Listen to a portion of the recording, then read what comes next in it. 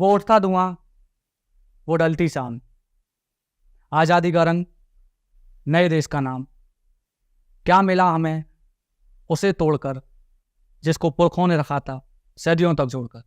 तो ये कुछ ऐसी पंक्तियां हैं जो उस दिन आज़ादी की जो सुबह हुई थी उस पर एकदम सटीक बैठती। लेकिन वो आज़ादी हमसे क्या लेकर गई और हमें क्या देकर गई, आज हम इस वीडियो में उसी के बारे में बात करेंगे। तो नमस्कार दोस्तों, बढ़ते हैं वीडियो में और बात करते हैं उस पार्टीशन की जो कि हमें दो देशों के रूप में देखने को मिला 15 अगस्त 1947 में।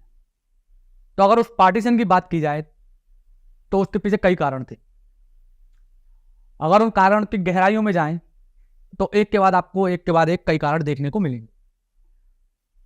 तो सबसे पहले अगर कारण की बात की जाए तो उसमें जो सबसे पहला जो कारण था, जो कि एक ह्यूमर कह लो, रियलिटी कह लो, उस पर भी एक अलग से वीडियो बन सकती है, वो था एडविना माउंटबेटन, जवाहरलाल नेहरू और मोहम्मद अली जिन्ना के बीच के संबंधों का। कुछ लोगों का कहना है कि उनमें एक लव ट्रायंगल था, इसकी वजह से सिचुएशन इस तरीके से बिगड़ गई कि देश का बंटवारा हो गया। कुछ लोगों का कहना था नहीं, ऐसा कुछ नहीं था, वो सिर्फ एक ह्यूमर है। लेकिन आज हम बात करेंगे मेन रीजंस की कि आखिरकार ये बंटवारा हुआ क्यों, क्या इसको रोका जा सकता था या कुछ और इससे बेहतर हो सकता था जिससे कि इस देश के दो टुकड़े ना होते। इस हिस्ट्री को अगर छोड़ दें तो बात करते हैं देश के पार्टीशन के पार्टीशन हुआ क्यों। 14 अगस्त 1947 को पार्टीशन हुआ, ये आप सब लोग जानते हैं, लेकिन इसकी कहानी काफी महीने पहले लिखी जा चुकी है। जुलाई में किंग ऑफ ब्रिटेन ने पार्टीशन का प्लान अप्रूव किया, तब उन्होंने इंडियन इंडिपेंडेंस एक्ट को अप्रूव किया था। लेकिन उससे पहले इस रेजोल्यूशन को ब्रिटिश पार्लियामेंट में पारित किया जा चुका था। लेकिन उससे पहले आप जाओगे 3 जून 1947 को, तो लुईस माउंटबेटन ने रेडियो पर पार्टीशन के प्लान का ऐलान कर दिया था और इस प्लान को माउंटबेटन प्लान भी कहा जाता है। उस समय सिर्फ 2 ही लीडर ऐसे थे जो इस पार्टीशन के एकदम अगेंस्ट थे। उसमें थे हमारे अपने महात्मा गांधी जी और दूसरे थे खान अब्दुल गफ्फार। बाकी कांग्रेस के जितने भी लीडर थे उन्होंने 8 जून को ही माउंटबेटन प्लान को एक्सेप्ट कर लिया। सरदार वल्लभ भाई पटेल ने इस बंटवारे पर जो कहा था वो कुछ इस तरह से था कि मेरा दिल भी नहीं चाहता कि ये बंटवारा हो। इस समय 2 बंटवारा हो जाना ज्यादा अच्छा है एज कंपेयर टू कई सारे बंटवारे हो जाए। लेकिन महात्मा गांधी जी माउंटबेटन के साथ मिलकर इस बंटवारे को लास्ट मोमेंट तक बचाने के लिए लगे रहे। उन्होंने काफी सारी कोशिशें की। उन्होंने यहां तक कोशिश की कि उन्होंने मोहम्मद अली जिन्ना को प्राइम मिनिस्टर तक की पोस्ट ऑफर कर दी। पहली बार में उन्होंने मना किया, मोहम्मद अली जिन्ना ने इस पोजीशन को रिजेक्ट कर दिया। फिर दूसरी बार उन्हें अपोज किया गया, उन्होंने दूसरी बार भी इसको रिजेक्ट कर दिया। फिर सेम प्रपोजल वो जवाहरलाल नेहरू जी के पास लेकर के गए, लेकिन उन्होंने ये कहते हुए उसको डिनाई कर दिया कि सेम प्रपोजल को, इसी प्रपोजल को मोहम्मद अली जिन्ना ऑलरेडी डिनाई कर चुके हैं, तो मैं इस पोजीशन को नहीं ले सकता। जब आखिरी बार मोहम्मद अली जिन्ना ने इस ऑफर को रिजेक्ट किया, तब उन्होंने कहा था कि महात्मा गांधी जी के जो विचार हैं वो बुनियादी तौर पर हमसे मेल नहीं खाते, इस वजह से हम इस पोजीशन को नहीं ले सकते। लुईस माउंटबेटन के लिए ये सिचुएशन काफी नहीं थी, क्योंकि वो मार्च 1947 में इंडिया के वॉइसरॉय बने थे। उस समय के जो यूके के प्राइम मिनिस्टर थे उन्होंने उन्हें समझाकर भेजा था कि कोशिश करना कि बंटवारा ना हो। लेकिन जो इससे पहले के जो वॉइसरॉय थे वो थे वेवल, जो कि 1943 से लेकर 1947 तक इंडिया के वॉइसरॉय रहे थे। वो भी नहीं चाहते थे कि इंडिया का बंटवारा हो। उन्होंने भी काफी सारी कोशिशें की थी, जैसे कि शिमला कॉन्फ्रेंस की थी, उसके अलावा एक वेवल प्लान को भी उन्होंने इंप्लीमेंट किया था। लेकिन असली प्रॉब्लम शुरू होती है वेवल से पहले वाले वॉइसरॉय की। अब हम उसकी तरफ आगे बढ़े, उससे पहले जरा कहानी को थोड़ा सा रिवर्स करते हैं और पीछे की साइड में चलते हैं। ये बात है सन 1857 की, जिस समय क्रांति की शुरुआत हुई। तो उस समय क्या था, कंपनी रूल खत्म हो गया था और ब्रिटिश रूल की स्थापना इंडिया में हो चुकी थी। लेकिन इस क्रांति से ब्रिटिश लोगों के बीच में एक मैसेज जा चुका था कि अगर ऐसी क्रांति आगे भी भविष्य में होती रही तो ब्रिटिश राज ज्यादा दिन तक इंडिया में राज नहीं कर पाएगा। इस सब को उन्होंने खत्म करने के लिए अपनी फेवरेट जो उनकी पॉलिसी थी उस पॉलिसी को इंप्लीमेंट करना शुरू कर दिया, जो कि थी डिवाइड एंड रूल पॉलिसी। तो इस क्रांति के बाद में इंडियंस में यूनिटी की जो भावना थी वो काफी उभार पर थी और काफी हद तक लोग एक दूसरे से मजबूती से जुड़ चुके थे। ये चीजें ब्रिटिश लोगों को भी समझ में आ चुकी थी। तो इस चीज को तोड़ने के लिए उन्होंने अपनी सबसे favourite policy divide and rule policy का इस्तेमाल किया। तो उस समय अंग्रेजों ने एक आईएनसी करके, उस समय की आईएनसी जो इस समय इंडियन नेशनल कांग्रेस के नाम से जानी जाती है, उसकी स्थापना की। इसको स्थापित करने के लिए ब्रिटिश का एक ऑफिसर थे जो कि थे A.O. ह्यूम, उन्होंने इसकी स्थापना की थी। आगे चल के आईएनसी एक सेंट्रल ऑर्गेनाइजेशन बनी। उसके साथ ही उन्होंने ब्रिटिश से एक डिमांड रखी कि आने वाले जितने भी बड़े फैसले होंगे उसमें जो पढ़े लिखे इंडियंस हैं उनकी भूमिका और बढ़ाई जाए, जिससे कि इसमें और इन्फ्लुएंस कर सके हम फैसलों को। तो उस समय के जो वायसराय थे वो डफरिन थे, उन्होंने उस डिमांड को अप्रूव कर दिया। चीजें चलती रही, आगे बढ़ती रही। इंडियन नेशनल कांग्रेस जो है वो आगे अपनी एक्टिविटी वगैरह करती रही, लेकिन वो उस हिसाब से एक्टिविटी नहीं कर रही थी जिस हिसाब से अंग्रेजों ने उसे स्थापना करते वक्त उसको समझाया गया था। वो थोड़ा अपने ट्रैक से हट गई थी। ब्रिटिश लोगों को ये बात अच्छी नहीं लगी।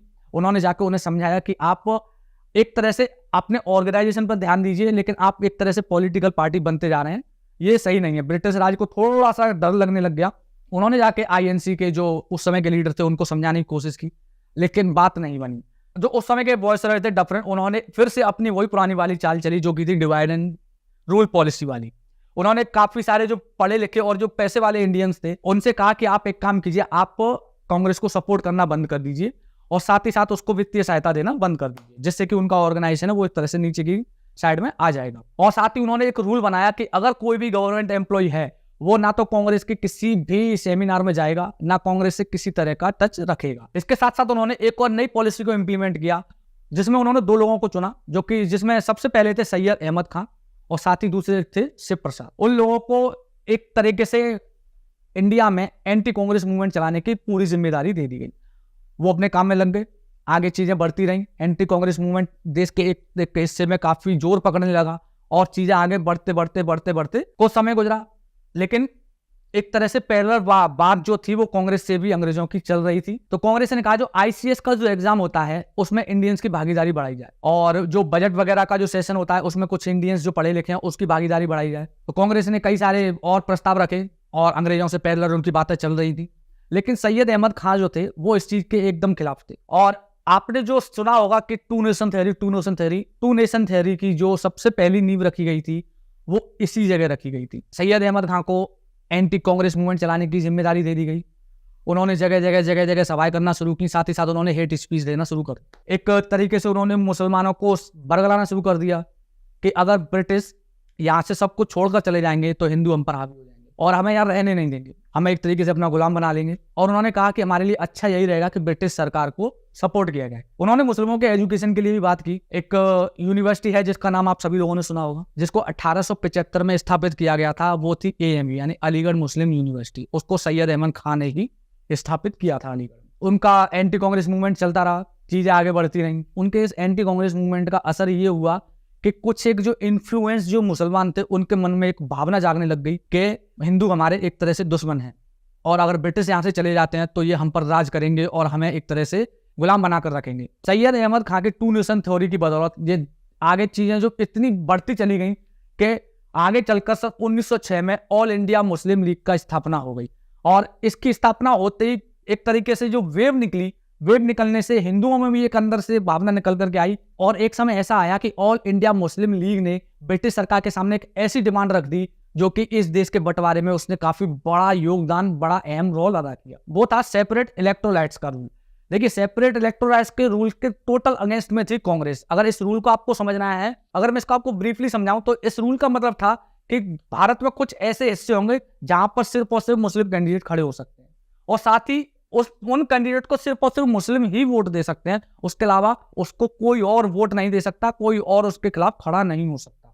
ये भी एक अंग्रेजों की काफी बड़ी डिवाइडर रूल पॉलिसी थी और इसको 1909 में अप्रूव भी कर दिया गया। साथ 1919 में और भी इसमें संशोधन करके इस रूल को और भी बड़ा बना दिया गया, जिसमें सिख थे, इसमें यूरोपियन थे, जिसमें एंग्लो इंडियंस थे, इनको भी काफी जोड़ दिया गया। इस सबसे हुआ ये कि जो एक हिंदुओं का जो वर्ग था उनके मन में एक भावना उत्पन्न होने लगी कि हमारे लिए तो कुछ हो नहीं रहा है, या फिर हमें एक तरीके से डराया धमकाया या हमें दबाया जा रहा है। और सबका ये नतीजा ये हुआ कि मुस्लिम लीग की तर्ज पर भी एक हिंदू लीग की भी स्थापना की गई, जिसका नाम रखा गया अखिल भारतीय हिंदू महासभा। साथ ही साथ 1925 में KB हेडगेवार जी द्वारा RSS की स्थापना की गई। फिर इस सबके बाद में ऐसी भावना जागने लगी जैसे कि एक हिंदुओं का वर्ग था जिनको लगने लगा कि हिंदू खतरे में है, साथ ही साथ एक मुस्लिमों का वर्ग था, उनको लगने लगा मुस्लिम खतरे में है। आगे बढ़ते बढ़ते सन 1920 में इन सब चीजों ने एक बड़े दंगे का रूप ले लिया। 1920 का वो समय था जब देश में दंगे शुरू हो चुके थे और फिर तारीख आती है सन 1940 की। 1939 में वर्ल्ड वॉर 2 शुरू हो चुका था।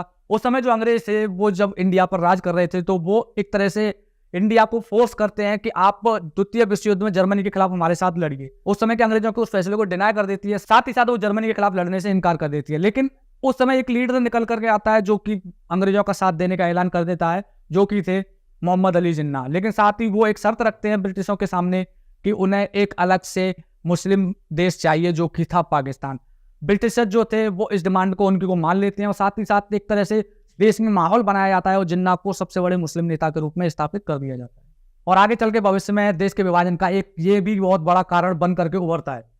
और अंग्रेजों के आश्वासन के बाद 23 मार्च को लाहौर में एक लाहौर सेशन होता है और साथ ही उसमें नए पाकिस्तान बनाने की एक रेजोल्यूशन पास भी कर दिया जाता है और इस दिन को पाकिस्तान डे के रूप में मनाया जाने लगता है। अगस्त 1942 में Mahatma Gandhi quit India movement को लॉन्च करते हैं और आने वाले समय में नेताजी सुभाष चंद्र बोस जापान के साथ मिलकर आजाद हिंद फौज का गठन करते हैं।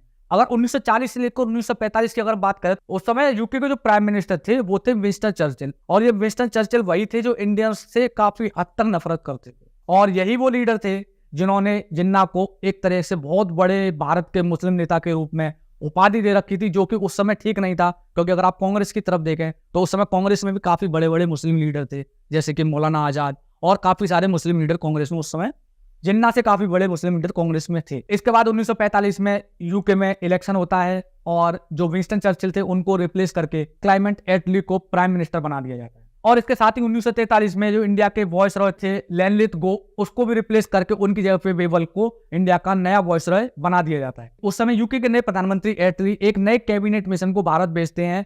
ये कैबिनेट मिशन अब तक का सबसे घटिया प्लान साबित होता है। इस कैबिनेट मिशन के हिसाब से इंडिया को 4 हिस्सों में डिवाइड किया जाना था, जो कि था group A, group B, group C और इसके अलावा प्रिंसली स्टेट के नाम से जो आखिरी स्टेट था।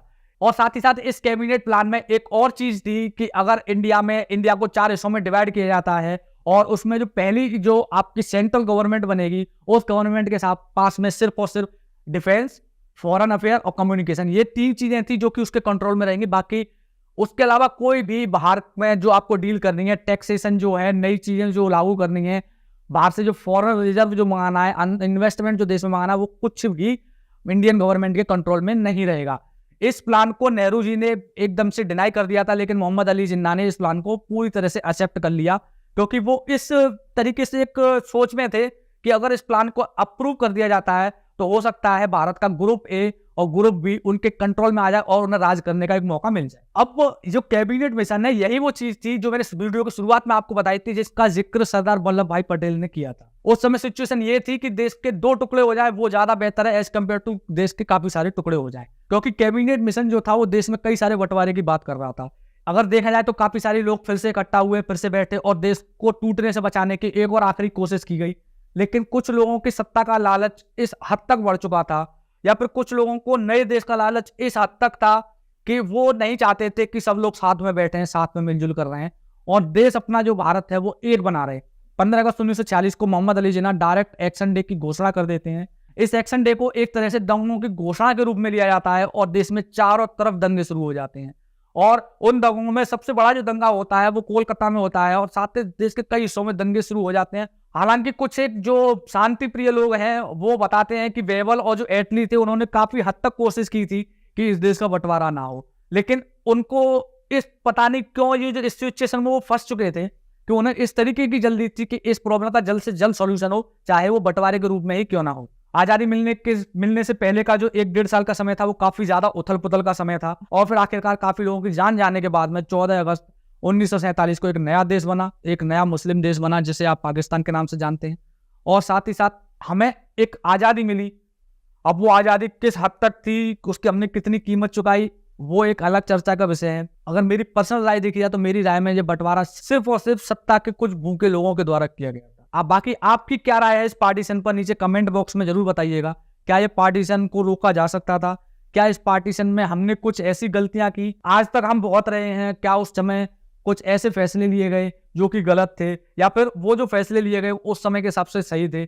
इस सब के बारे में अगर बैठकर एक चर्चा की जाए तो काफी कुछ और चीजें निकल करके सामने आएंगी। तो दोस्तों यही थी इंडिया और पाकिस्तान के पार्टीशन की कहानी। एक ऐसा पार्टीशन जो हमें काफी ज्यादा गहरे जख्म दे करके गया और साथ ही साथ हमारे देश के 2 टुकड़े कर गया। तो इस तरह की हिस्टोरिकल और नॉलेजेबल वीडियो के लिए चैनल को जरूर सब्सक्राइब कीजिए। तो मिलते हैं एक और नई वीडियो के साथ में, तब तक के लिए जय हिंद, वंदे भारत।